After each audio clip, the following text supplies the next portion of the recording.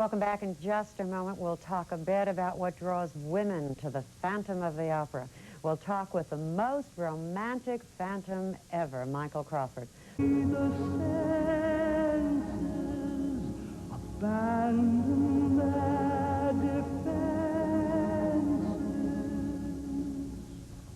His presence is overwhelming. You can hear the audience gasp. He seduces every woman in the theater. He is the Phantom of the Opera, played brilliantly by Micheal Crawford, a British comedic actor. He has definitely found his role, and he plays it night after night, and has for the past 3 years, as if it were the first time. Micheal is now performing in Los Angeles at the Armisen Theater.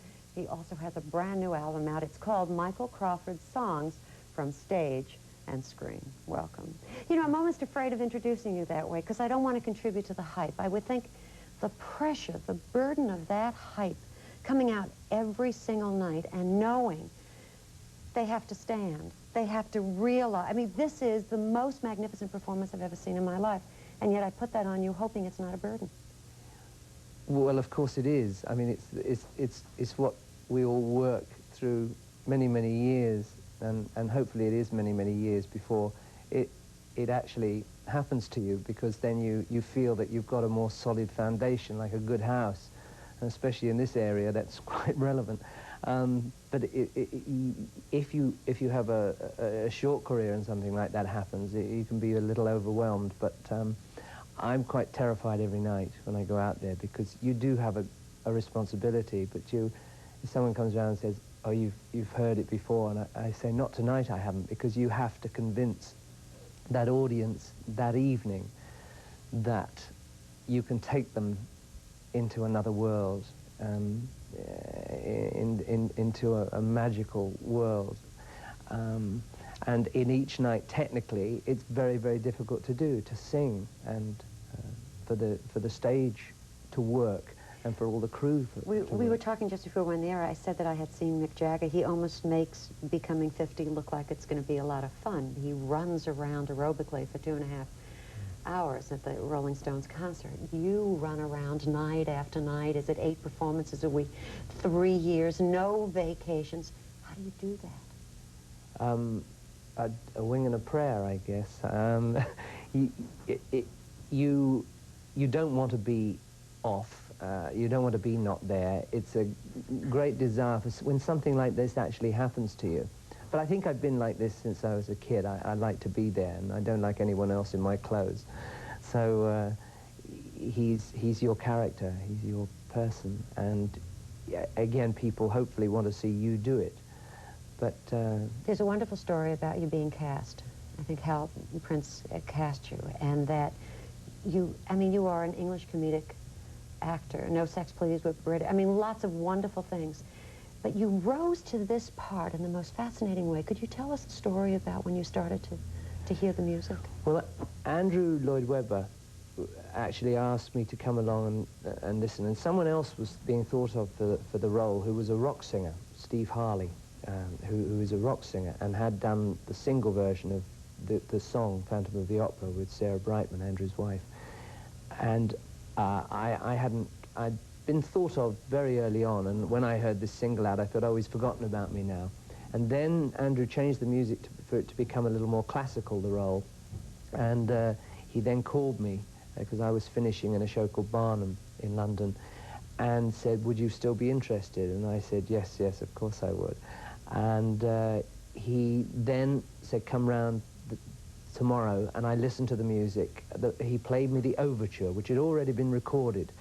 And the first 6 bars, within 6 bars, I heard this dun, dun, dun, dun, dun, dun, and my head, my chest rose, my shoulders rose, and it's as though I grew 2 inches in height.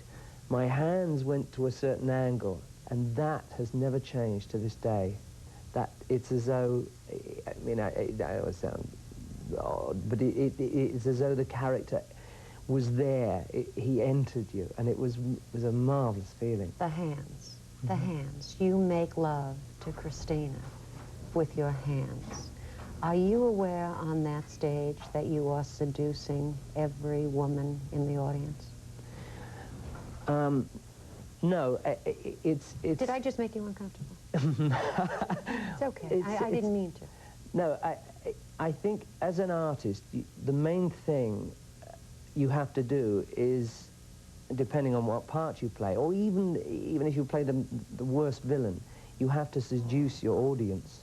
You have to have some kind of presence up there. I mean, when Jimmy Cagney played a villain, you loved him. When Humphrey Bogart played a villain, you loved him. They were special people on a screen. Now, I love her. I love her. Now, as I say that, my mouth changes. I can't say, I love her. Now, that's soft, it's wet. You've got to have that drive, that energy in the love. Well, this man has never been loved. He's never had anyone hold him. He's never had anyone touch him. Now, can you imagine? You have to use all your resources to let that overwhelm you, and then mush it round inside you and let it come out from your soul to that audience. And as I speak, that will make tears come to my eyes because of feeling that someone has never been touched or held or loved in any way. And every night, this beautiful girl, and I never touch her in this number. My hands will go near her and by her, and very slowly. So that is the seduction. It's wanting to feel someone in your arms. It is also a glorious, glorious secret that you share about coaxing her and arousing her and bringing her forward instead of pulling her. Well, it can be done. I mean, there are other interpretations going on in the world. There will never be another interpretation of this. They can be more demonic and more violent. But there's a story about you that I love, and I'd love you to tell it because it puts us all kind of in our place. You're very private, and my sense is that this role is all sorts of things to you. But after the Broadway opening, and I saw it on Broadway and here in Los Angeles, and I will see it again, you walked on the street and people turned around and you thought that they recognized you, only to discover it was quite another thing. Will you tell us? Yes, I walked down the street and everyone said, it'll be a different life for you once this show opens. And I walked out the next day and people were looking at me, and a couple of people pointed at me, and I thought, I cannot believe that New York and this show are that powerful. And I got to the throat specialist, and I sat down, and I looked down, and my flies were undone. And that's why people have been... It's a wonderful story. It's humbling as hell. Yes. Wonderful, yes. wonderful. Back to reality. Please stay with us. I'd love to. Because joining us next, a quintessential TV mom, you know her, of course, it's June Lockhart.